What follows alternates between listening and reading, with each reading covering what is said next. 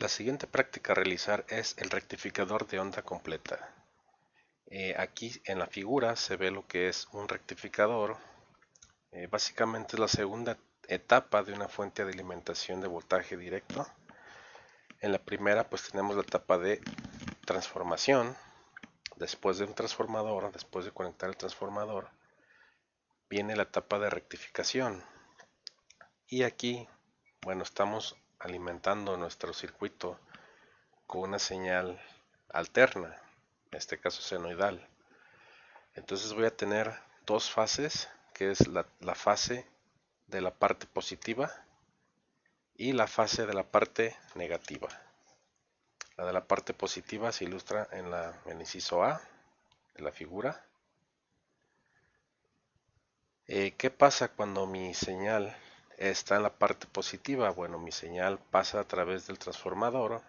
eh, Normalmente es un transformador reductor, es decir, que si yo tengo, por ejemplo, 120 volts de este lado, o de mi fuente de alimentación alterna, pasa por el transformador y se reduce el voltaje.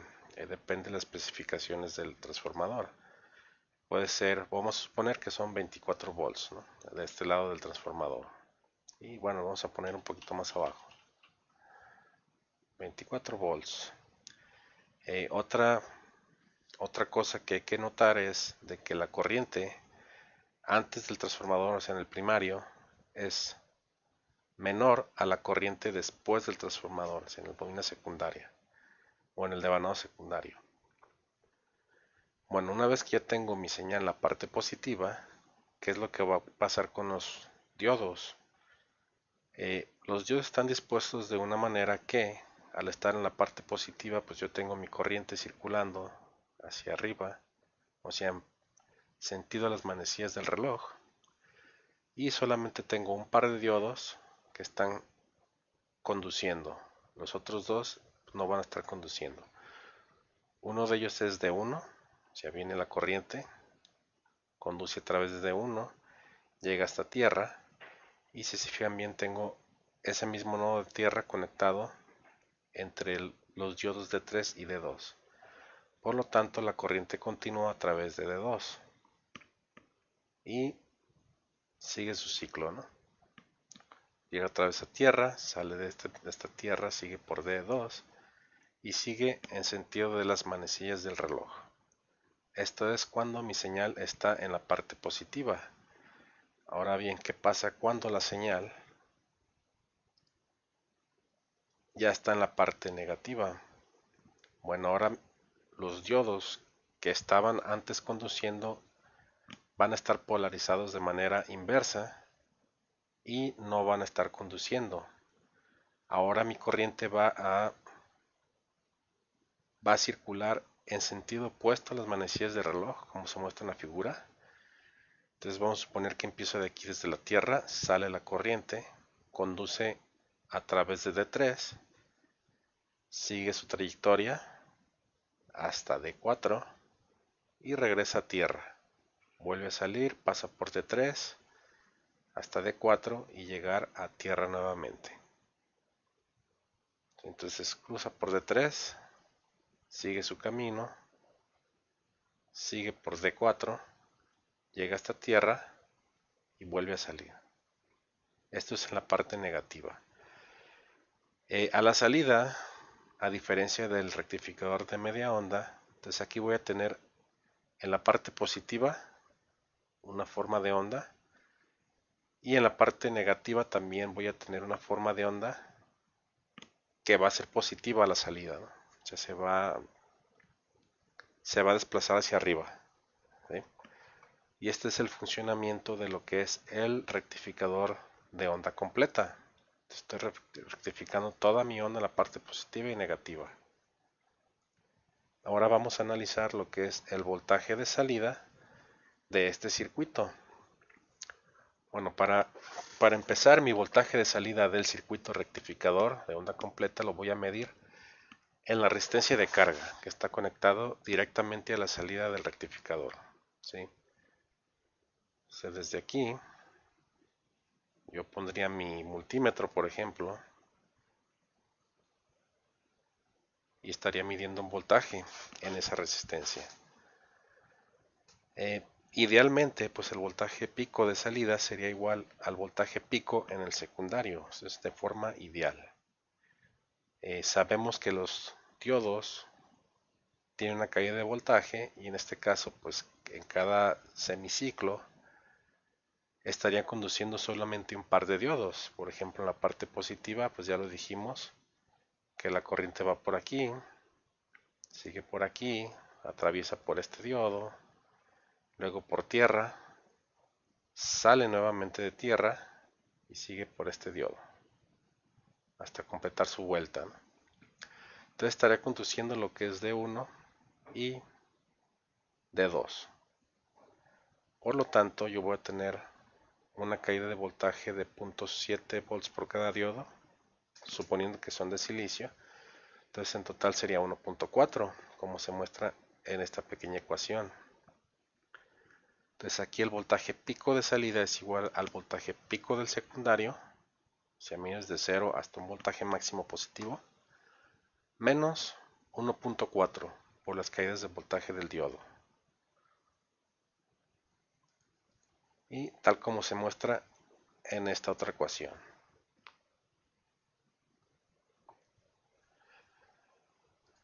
¿Cómo calculo yo lo que es el voltaje pico inverso? Pues el voltaje pico inverso, el voltaje pico inverso idealmente pues sería también igual al voltaje pico de salida en el secundario. Sin embargo, como va a haber una caída de voltaje, pues entonces el voltaje pico inverso será el voltaje pico del secundario menos 0.7 volts.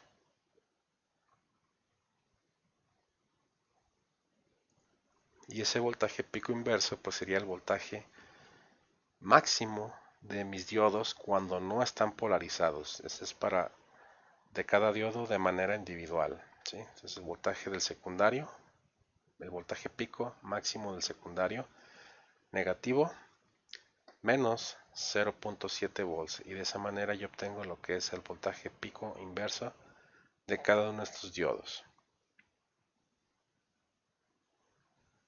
Y ahora pasamos directamente con lo que es la actividad que se va a realizar esta semana.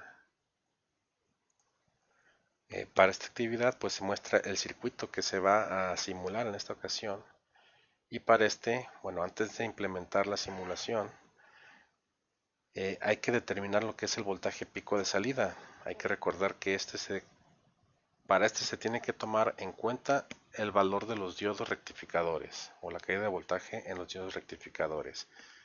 Y vamos a suponer que son de silicio, son de 0.7 volts, por lo tanto hay que restar el voltaje pico del secundario, 1.4 volts de dos diodos rectificadores. También hay que calcular lo que es el voltaje pico inverso para los diodos que no estén conduciendo. Y para eso se toman en cuenta las especificaciones de mi transformador. En el primario yo voy a tener un voltaje de 120 volts alterno. No menciona aquí frecuencia, pero pues hay que usar una frecuencia de 60 Hz.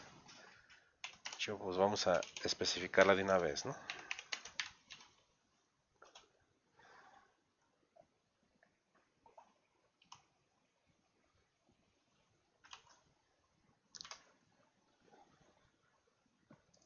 Para que quede ya claro. Entonces, en mi primario van a ser 120 volts a 60 Hz. Y en el secundario vamos a colocar lo que es un transformador reductor. Entonces voy a tener un voltaje de 12 volts pico máximo en el secundario. La frecuencia pues no debería de cambiar y la corriente sí aumenta, pero en este momento no vamos a determinar la corriente, ¿sí? Aquí nada más hay que tomar en cuenta que son 120 volts a 60 Hz en el primario y voy a tener 12 volts en el secundario. Misma frecuencia obviamente, ¿no? Una vez que yo tengo ya o que calculé ya esos voltajes pico, el voltaje pico máximo de salida y el voltaje pico inverso, pues ya puedo pasar a la simulación del circuito. Para la simulación, pues ya sabemos, podemos utilizar Multisim, Proteus. Existen algunas opciones de software libre también que las pueden utilizar. Con el que se sientan más cómodo. Recordando que cualquier programa que ustedes utilicen, simplemente díganme dónde lo descargaron para yo poder instalarlo y poder revisarlo. Y la tercera parte de esta práctica pues consiste en implementar el circuito en un circuito real, obviamente en un proto o una baquelita, un PCB. En este caso pues no se va a poder hacer simplemente la simulación. Eso sí, en la simulación, si utilizan cualquier programa que utilicen, monitorean lo que son el canal 1 para la señal de entrada, por ejemplo, o canal A, canal B, como ustedes quieran, y mi salida, que es la salida de mi puente rectificador de onda completa, en el canal 2, para que puedan comparar qué es lo que pasa con la entrada y la salida. Y hasta aquí queda lo que es la práctica de rectificador de onda completa.